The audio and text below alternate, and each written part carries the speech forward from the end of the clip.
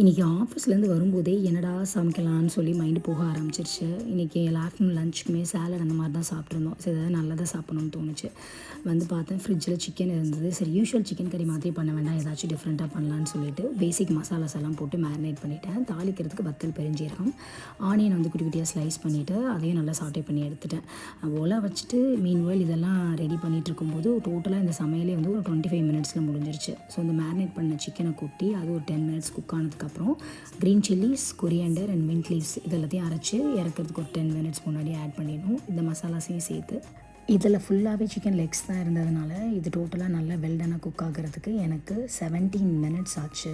இறக்கிறதுக்கு முன்னாடி வந்துட்டு நல்லா தாராளமாக கொரியாண்டர் லீவ்ஸ் போட்டேன். இது வந்து ஒரு நல்ல ஃப்ளேவர் சிக்கன் கறிக்கு. நல்லா சுட சுட சாப்பாடில் போட்டு சாப்பிடும்போது அவ்வளோ டேஸ்ட்டாக இருந்துச்சு. உங்களுக்கு இந்த மாதிரி ஏதாவது எக்ஸ்பீரியன்ஸ் இருந்தால் கமெண்ட்ஸில் சொல்லுங்கள். வேறு ஒரு வீடியோவில் பேசலாம்.